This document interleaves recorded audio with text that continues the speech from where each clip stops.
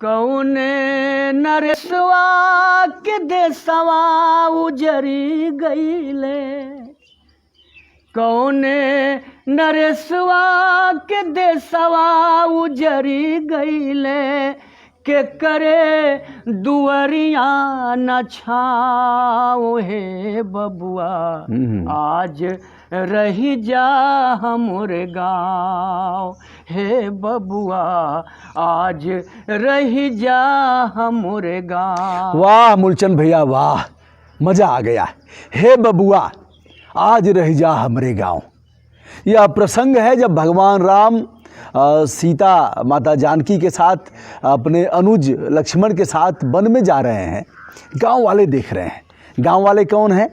वही कोल भील संथाल वनवासी यही लोग हैं, और देख करके कह रहे हैं कि कौने नरेसवा का देसवा उजर गिला, किसने घर से निकाल दिया ऐसे सुकोमल दोनों भाई और ऐसी कोमलांगिनी सीता को। वही प्रसंग है, यह प्रसंग है। हमारे साथ बड़े भाई मूलचंद मासूम जी इसे गा रहे हैं। आज हम लोग श्री जनार्दन सिंह सर्वोदय जी के पुराने कुएं पर बैठे हुए हैं। हमारे बीच कुछ सम्मानित वनवासी लोग भी हैं। आज ऐसा ही संजोग है। इस गीत को जब गाया था श्रीकांत बैस ने, जो दोनों आँखों से दृष्टिहीन हैं, जयप्रकाश नारायण जी जो समग्र क्रांति के पुरोधा थे, वह फपक फपक कर रो पड़े थे। मूलचंद जी शुरू कर दीजिए।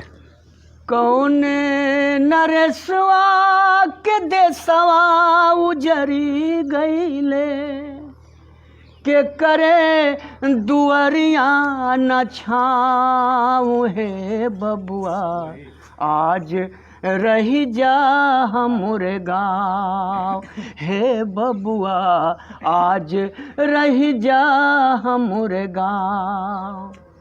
सेवा में चुकबे न साधन जुटैबे, सेवा में चुकबे न साधन जुटैबे, आयसु जवन होई तहाँ ले जइबे, आयसु जवन होई तहाँ ले जइबे, इचको न रखबे यले सवा कले सवा के, क्या बात। इचको न रखबे यले सवा कले सवा के, इचको न रखबे अले सवा कले सवा के, देखा दिखाई दे ठाव हे बबुआ आज रही जा हमर गाँव, हे बबुआ आज रही जा हमर गाँव।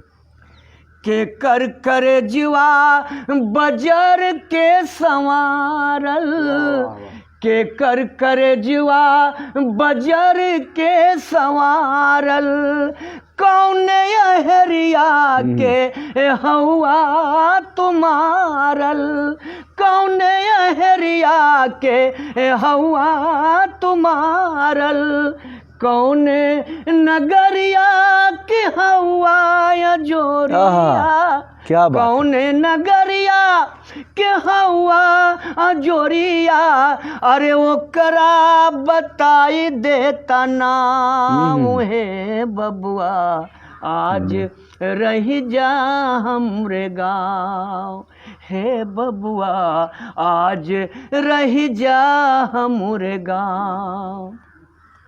कौने नरेसवा के देसवा उजरी गईले, अरे के करा दुअरिया न छाऊं हे बबुआ आज रही जा हमरे गाँव। जियरा जरा जाला देख के अनीति बबुआ, जियरा जरा जाला देख के अनीति, अरे 14 बरस कैसे बनवा में बीती, 14 बरस कैसे बनवा में बीती, सब ही बा बुढ़ापा के सेवा के तोहरे, सब ही बा बुढ़ापा के सेवा के तोहरे, रुक जा थकल होई पाँव, हे बबुआ आज रही जा हमरे गाँव। कौन नरेशवा के देशवा उजरी गईले, अरे के करे दुआरिया न छाँव, हे बबुआ आज रही जा हमरे गाँव, हे बबुआ आज रही जा हमरे गाँव, हे बबुआ आज रही जा हमरे गाँव। बहुत ही भावनात्मक गीत और ऐसे ऐसे भोजपुरी के शब्दों का प्रयोग किया गया है जिसका आज लोप हो रहा है। हे बबुआ, बबुआ शब्द का भी लोप। मैं गया था मथुरा की तरफ, उधर लला बोलते हैं लोग, बच्चों को लला और लली बोलते हैं। इन शब्दों का भी लोप हो रहा है। फिर अहेरिया शब्द एक आया है। अहेरिया शब्द का भाव समझा जा सकता है। और फिर देशवा उजर गेला, ठाव, ठाव शब्द का भी लोप हो रहा है। ठाव माने जगह। हे बबुआ आज रह जा हमरे गाँव। करेजवा एक शब्द आया है। करेजवा क्या है? और आज जनार्दन सिंह सर्वोदय जी भी भाव विभोर हो गए हैं। हम सभी